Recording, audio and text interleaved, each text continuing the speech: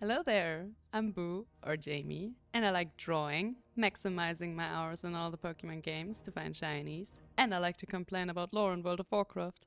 Hello everyone, this is just a little heads up before the video. For some reason my OBS was not in the mood to capture all my vowel sounds as well, so this episode has no game sound whatsoever, but do not fret, I will put some relaxing vowel music in the background, and next episode we're gonna be back with the usual music. And now have fun with the video. Hello, and welcome to a new episode on the channel. Today we're going to wave goodbye to Dalaran because we are done for now with Legion and instead travel to new uncharted lands, because you might remember that I said that I wanted to do engineering first and foremost because I wanted to take those skill points from the quest, and that's exactly why we're going to Shattrath. Because apart from the fact that this is secretly one of my absolute favorite cities in World of Warcraft, I really want to skill some engineering. And I've read in the comments that you guys are not opposed to more engineering, and in fact, some of you are even excited to learn a bunch of new stuff about this profession. So don't you worry, I'm right here to keep guiding you to a very cool profession that I personally cannot live without anymore in World of Warcraft. Ignore the fact that I completely ran the wrong way around Shattrath and just now found the haggard war veteran that I need for my Adal quest, because even though we are a Draenei, we want to join a certain fraction here in Shattrath. And first we're gonna do the best quest in World of Warcraft, a quest so famous for its absolute stupidity that until now Blizzard has not done one, not two, but 3 jokes on it, as if that would make it any better. But yeah, for anyone who has never done this quest, it basically just consists of you following this elemental that walks too slow for running, but walks too fast for walking, which is always just perfect amount of speed, if you ask me. And this is Blizzard's very humble beginning in trying to introduce introduction quests into the game back in TBC, because what this quest is there for is to explain what Shattrath is, what its past is, and what all the fuzz is even about. And I can save you some time. Disclaimer: this is not a lore channel. I am not a lore expert. I just happen to have been playing this game for a very long time, so obviously I picked up on a lot of stuff because I'm interested. I'm about to speak very broadly about certain lore aspects in World of Warcraft, so I might not go into detail or might even get some tiny things wrong. Enjoy! So, Shattrath used to be the main capital of the Draenei people here on Draenor, the world that they shared in peace with the orcs until the Burning Legion arrived and corrupted the orcs by making them drink Fellblood. Guys, never drink Fellblood. It won't end well for you. And, well, let's just say the orcs, intoxicated by the Fellblood, were not so kind and sweet to their accepted refugees from a broken world, and they killed basically most of the Draenei, and the ones that didn't get killed got forced into slavery or corrupted themselves. But what we have now is a reclaimed Shattrath, because this is all thanks to Adal, the Naru being that we just talked to, and the power of friendship. No, I'm kidding. Not the power of friendship. This is not Dragonflight. People fought tooth and nail and hoof to get Shattrath back, and now it's a refugee for basically everyone and anything in Outlands that is not on good speaking terms with the Legion. And I explain all of this mostly to you in case that you don't know, which I gotta say might be possible because not everyone started playing and being around this game when they were 8 years old like me. And also just so you can maybe understand a little bit better why I love this city so much. Because even though I know it is a very well hidden secret that I love Wrath of the Lich King and it is my favorite expansion of all time, I gotta say that Shattrath to me has always been the neutral city with its background and also the kindness that goes along with the Draenei accepting everyone in their once proud capital that is now, well, not so proud anymore, and yet to open the city for everyone who is offering a helping hand in the fight against the Legion. And don't get me wrong, I love Dalaran as a capital city, especially the one in Northrend. I didn't mind it coming back in Legion. I actually liked it because they put in a little bit of elbow grease to make it something special once again. But just like most other people, I hope that it won't come back a third time, because one time was perfect, 2 times was okay because it was Legion and they got a pass with a lot of things for Legion. But a third time, please don't do it. And while we're following this little cloud of annoyance, it also tells us about the Scryers and the Eldors, which are the 2 fractions that you can choose to join in Shattrath. You can only choose one of them. One of them are the Draenei and the other ones are the Blood Elves, and Blood Elves and Draenei don't really get along. And even though I am a Draenei, I really want to go with the Scryers. First of all, because I think it's a little bit more fitting for a little Minari lady like myself, and also because I just like the Scryers more. Hiya! And like a really cool and smart bean, of course, I went to the Darkmoon Fair before I did this quest, because I definitely did not just waste 10% of reputation. I'll be right back. I'll be right back, okay? And not only did I get us a reputation buff, I also thought I put us into a little bit more fitting attire for Outlands. And as always, I'm gonna show you how I got this stuff. So the hat actually has so many different versions that you can collect all across Azeroth that I don't even know which one I'm wearing right now. I know that you get one from the Pickpocket minigame in Legion. There are also multiple that drop from dungeon bosses in Classic. The entire rest of the set, save the back and the daggers, are a dungeon set that you can farm from all the different dungeons in the Burning Crusade. They are another dungeon set, like a real D set, but one from TBC. I think it's safe to say this is the rogue one. It's just called the Assassination set, and I think the shoes that I'm wearing right now are from Karazhan, the raid Karazhan. The daggers are famously from Illidan, from the Black Temple, and the back piece is still the back piece that I had in my last set and is currently available in the trading post. And now, with that little grinning man up there right beside my sweet little Arthas, we have made it to Vorenthal the Seer, and we're gonna tell this sweet guy that we definitely want to become besties with his besties. And for that, we're gonna hand in an arcane tome. But we're not only here for arcane tomes. First of all, we're here to get a level up, which we just got. Wait, do I have something that gives me more speed? Yeah, nice. I will always skill this. For the next probably 10 minutes, I'm gonna do the very fun World of Warcraft game that is called Click on a Quest to hand in stuff that you can hand in to get more reputation. We start on a little bit of a disadvantage because we are a Draenei, like I already stated, and these guys don't really like us, so we start with them neutral. If I would have gone to the Eldor, we would have already been on our best way to the next reputation bar, but such is the fate of people that just choose to be cooler. So what we're gonna accept is the Sun Fury Signets quest, because these are the items that have a tendency to drop a lot in all the Blood Elf dungeons, like the Eye and all the dungeons around it, and also the Terrace of the Magister. And you can also get them super cheap in the auction house if you really want to. Obviously, you can also just do quests for the Squires, but I really want us to have a cool new tabard that is also fitting with the theme of our current expansion goal. So I'm gonna be here for a little while and click a lot of times.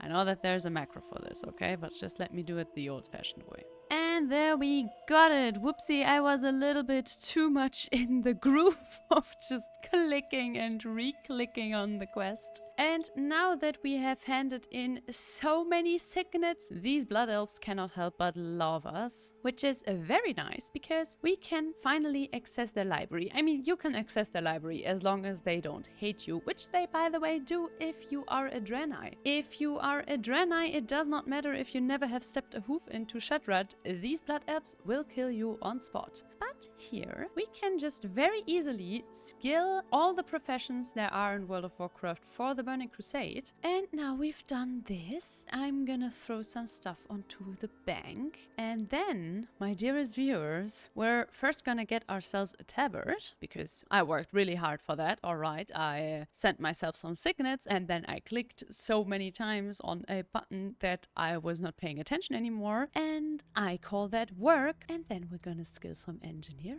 Well, first we're gonna smelt a bunch, and then we're gonna skill some engineering. So, I'll be busy smelting, and I'll see you in a bit. Alrighty, we did it. We smelted everything, and now the first thing we can do is some elemental blasting powder, because for that we only need some mode of earth and mode of fire, and those things are really easy to come by. I gotta say, as easy as classic Cataclysm and Legion engineering probably seemed, as annoying and hard as Outlands engineering, but that is something that you will find with all of the Outlands professions, because this is old WoW, and this is old WoW that hasn't really been revisited. To be honest, in my humble opinion, it even got made a little bit worse by the profession update that they did after the end of Legion. Alright, we're gonna create some fel iron casing, and yeah, you're seeing that correctly. I am already almost running low on fel iron bars again, because fel iron is not only very annoying to farm, you also have to always take 2 for 1 bar, and you also need a lot for your recipes.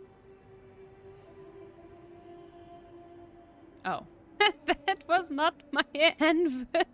Hiya. Alright, let's create some more adamantite grenades. Can this push us to 40? I think so. I believe. Come on.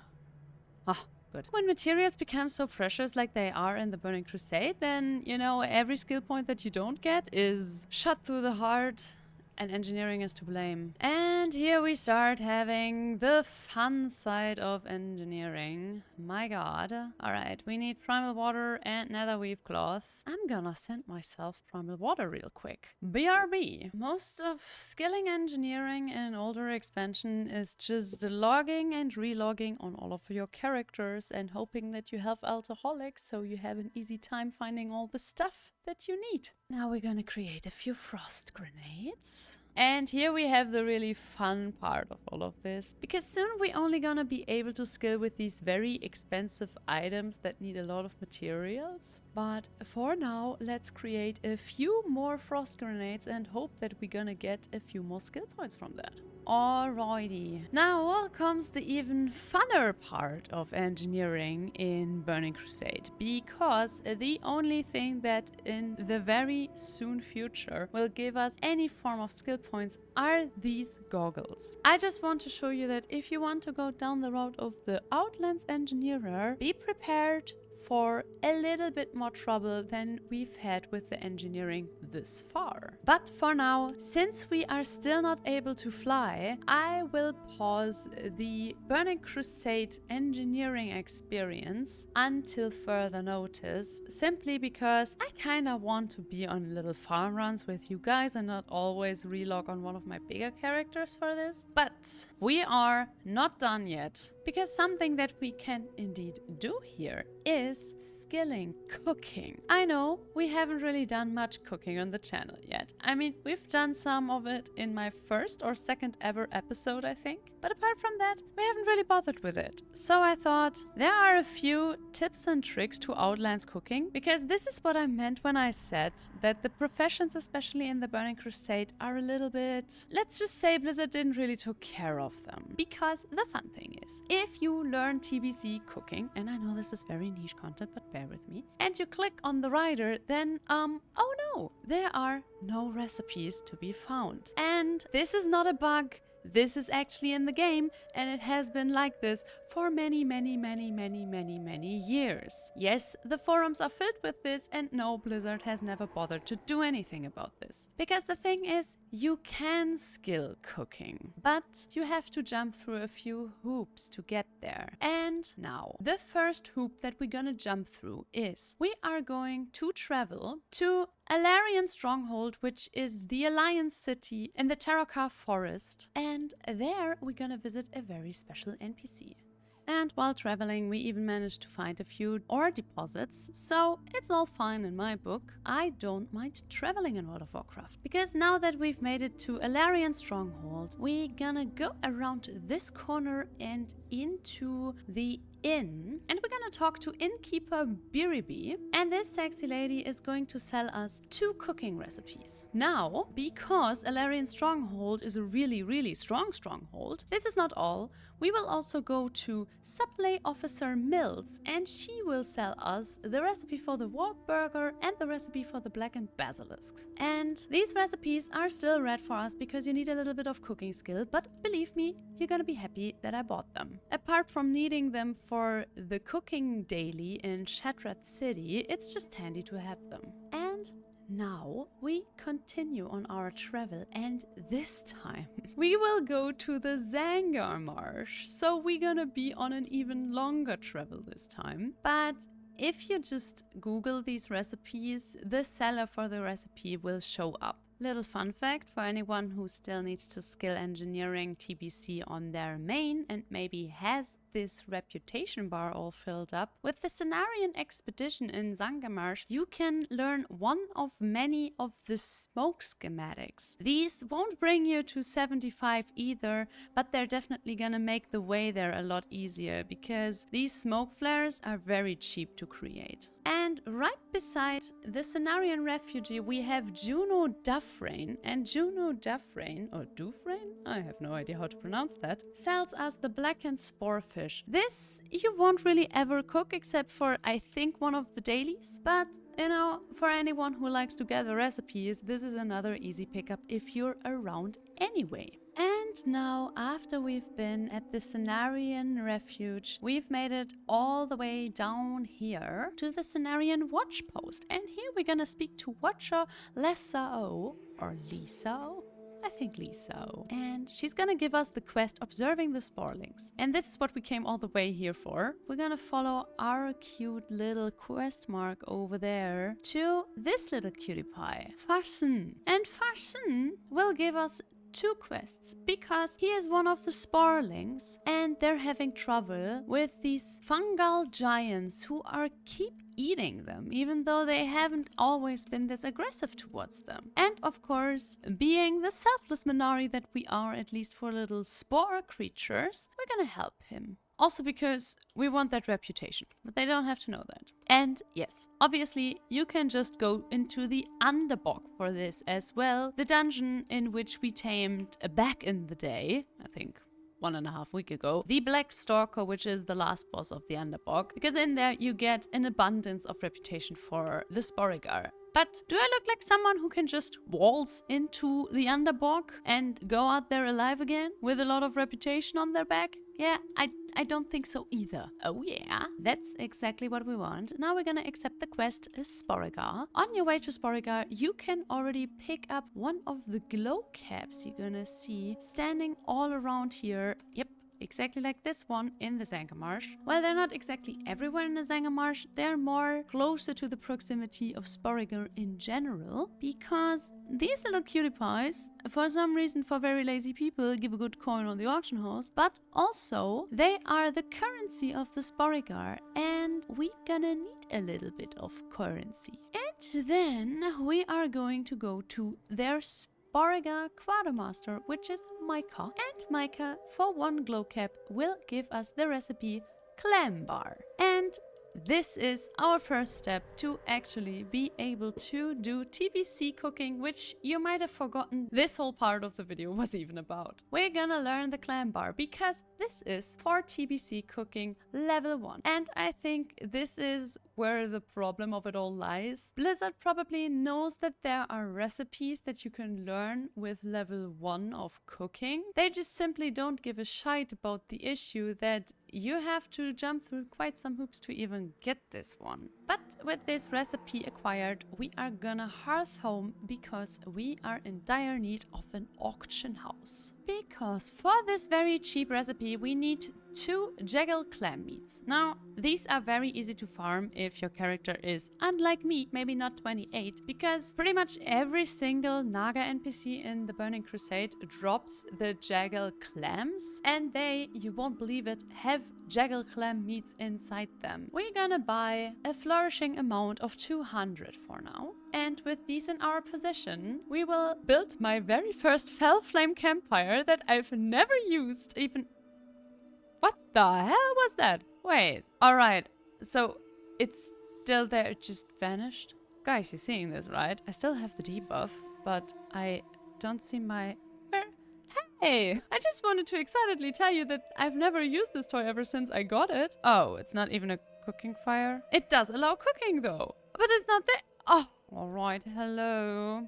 Long time no see, guys. I wanna cook my clam bars here. Is your fire also just going to vanish? We're just gonna create clam bars until there's no tomorrow. Alright, the clam bar has given us everything that it could. And now it's on us to learn all these recipes that we've picked up on our road. And for these, we need the warped flesh for our warped burgers. And also, while we're on the topic, soon we're gonna be able to cook spicy crawdad. And spicy crawdad just needs furious crawdad, and furious crawdad is also insanely cheap on the auction house. So we're also gonna buy 30 of those just to be on the safe side. And now we're gonna warp some burgers, learn our spicy crawdad, and also spice it up with some of them. And this is how you get the Outland Cook achievement. And if I only helped one person from a very big headache with this, then my job is already done. And after gaining all of these skill points successfully and having a little travel through Outlands, I'm gonna end today's episode right here. As always, I thank you so much for watching and hope you had a grand day time tagging along with me through this very nice and very sweet expansion that I love to revisit whenever I can. If you would like me to stick around for a little bit, please tell me so in the comments, because I'm absolutely open for the next adventure that our little rogue is gonna go on. So as always, don't forget to leave a little like, subscribe if you haven't already, and I hope that I will see you in the next episode. And until then, bye bye!